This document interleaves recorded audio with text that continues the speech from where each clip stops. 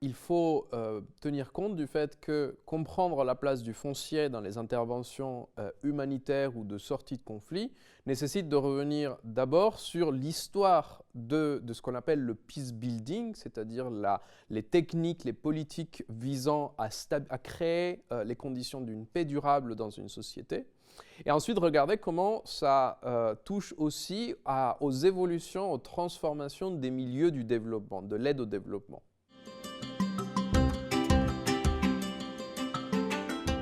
Alors, le rapport entre action humanitaire et foncier remonte aux années 90. À l'origine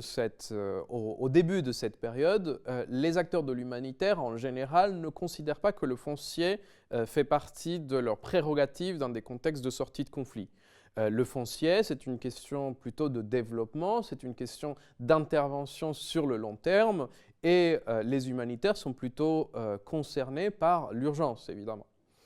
Ce qui change au cours des années 90 est une expansion du champ du peace building, c'est-à-dire un élargissement du nombre de secteurs et des instruments qui sont utilisés pour promouvoir des politiques dans le domaine de la sortie de conflit. Par exemple, on va de plus en plus promouvoir des transformations institutionnelles, des réformes institutionnelles, partant du principe qu'il ne suffit pas de stabiliser une situation, il faut transformer des secteurs entiers d'un État, voire d'une société, pour garantir les conditions d'une paix durable. C'est dans ce contexte-là que des organisations internationales comme UN Habitat ou le Programme des Nations Unies pour le développement s'intéressent au sort des déplacés forcés. Ces déplacés forcés se voient à cette époque-là reconnaître de plus en plus le droit de récupérer le contrôle de leurs terres, d'avoir une possibilité d'être rapatriés dans leur territoire d'origine. Il y a des développements donc au niveau des institutions internationales, à la fois sur ce droit abstrait à une restitution de terre, mais aussi sur l'opérationnalisation de ce droit, c'est-à-dire comment on fait concrètement pour amener des gens qui sont dans un camp de réfugiés à revenir sur leur terre et surtout pour faire en sorte que la réinstallation de ces personnes-là dans leur territoire d'origine se passe bien, notamment du point de vue des conflits qui pourraient exister entre eux et les populations qui y sont restées, voire les populations qui sont arrivées et qui ont occupé des terres, comme on a pu le voir ailleurs dans le cours.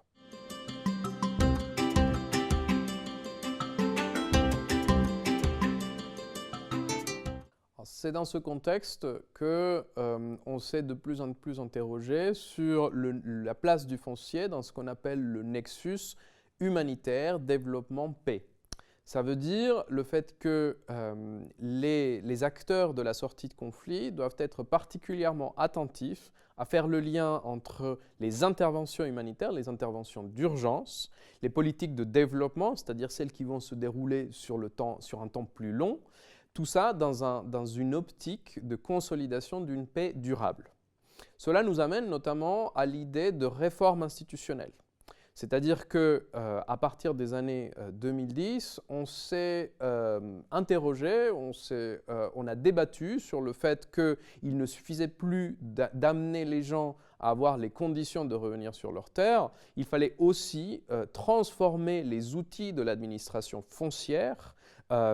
les administrations, les institutions, de façon à ce que les droits des gens puissent être garantis et que des nouveaux conflits ne viennent créer des nouvelles sources de violence. Ça correspond aussi à des transformations dans le champ de l'aide au développement, puisque dans ces mêmes années, plusieurs institutions internationales, et notamment la Banque mondiale, se réfléchissent au fait que les droits de propriété ne doivent plus être saisis uniquement par les droits individuels, par la propriété individuelle, par le titre de propriété, mais qu'on doit aussi considérer une panoplie plus large de droits, des droits notamment collectifs ou des droits d'usage. C'est une nouveauté puisque la Banque mondiale, justement, était jusque-là très focalisée sur la promotion du titre individuel comme vecteur de développement économique. Enfin, à cette même période, après les années 2010,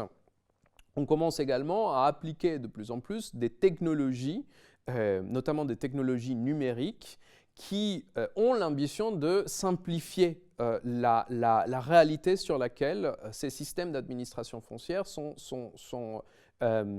appliqués,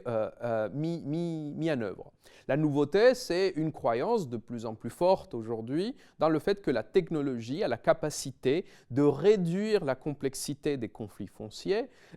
et d'amener justement de la simplicité ou de la simplification. Il faut être très attentif à ça, puisque bien que la technologie puisse être très utile, notamment pour recueillir des informations dans des régions difficiles d'accès,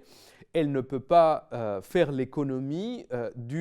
d'un traitement des contradictions sociales et politiques profondes qui génèrent ces conflits en premier lieu.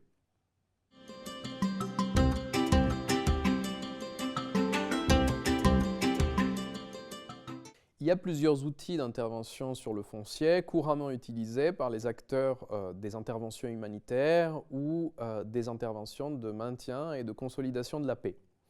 Un premier outil souvent utilisé, c'est la sécurisation foncière, c'est-à-dire le fait de permettre aux gens de savoir concrètement quelle surface, quel territoire, quel lopin de terre appartient à qui. On peut avoir de la sécurisation foncière à titre individuel, mais aussi à titre collectif.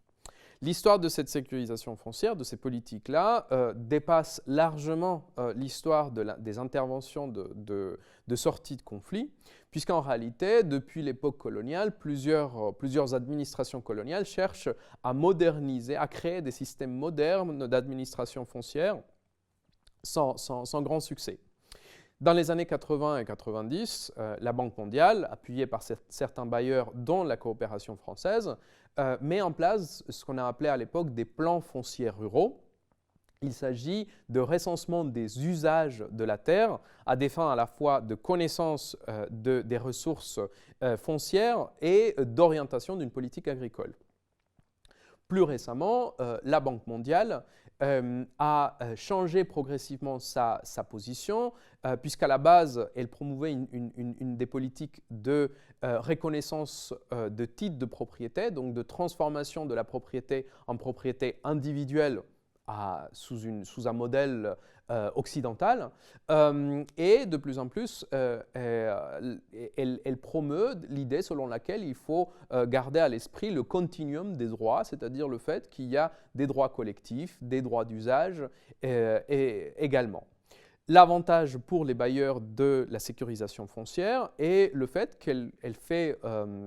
est un peu une politique d'une pierre deux coups, dans la mesure où il existe la croyance qu'elle peut favoriser la stabilisation d'une situation politique en permettant aux gens de savoir ce qui leur appartient, mais aussi qu'elle peut constituer la base d'un développement économique en facilitant des investissements sur la terre et sur les outils productifs.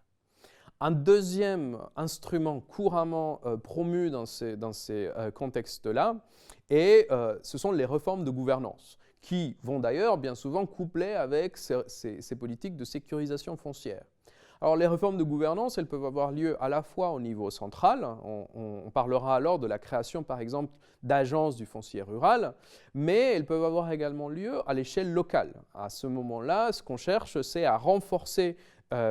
les institutions locales, les chefferies, à créer des comités de gestion de conflits, des comités de paix à l'échelle locale. Évidemment, c'est guidé par l'idée selon laquelle c'est la faiblesse des institutions qui a favorisé un passage à la violence. Donc la logique, il y a une logique de résolution de conflits. Cependant, ces institutions locales qui sont renforcées, elles courent le risque également parfois d'être capturées par des élites locales ou des acteurs influents, notamment des acteurs économiques. Et enfin, la troisième réforme qui est couramment promue par les bailleurs et par les acteurs de la construction de la paix, ce sont les politiques de restitution de terres. Ces politiques-là consistent donc à permettre aux gens qui ont perdu leurs terres, qui en ont été spoliés, de récupérer le plein contrôle sur leur propriété. Ce sont des politiques qui ont été mises en œuvre au Burundi, au Rwanda ou aussi en Afrique du Sud, dans des contextes extrêmement différents. Ces politiques-là font souvent partie d'un ensemble plus large de ce qu'on appelle des politiques de justice transitionnelle, c'est-à-dire la création d'un système juridique spécifique permettant de favoriser la transition depuis la guerre vers la paix. Or, ces politiques posent souvent la question de la capacité de l'État à les mettre en œuvre, puisqu'elles sont extrêmement lourdes et à la fois logistiquement et politiquement, dans la mesure où elles posent la question de la responsabilité, des responsabilités dans la guerre et du contrat social de l'après-guerre. En conclusion, on peut dire que les politiques foncières sont déterminés à la fois par la volonté de réduire le niveau de conflictualité, de gérer non seulement des conflits individuels, mais aussi les conditions de la pérennisation de cette situation de conflit ou de cette chaîne de conflits, mais que bien souvent, le problème de ces politiques foncières dans des contextes de sortie de conflit, c'est qu'elles posent plus largement la question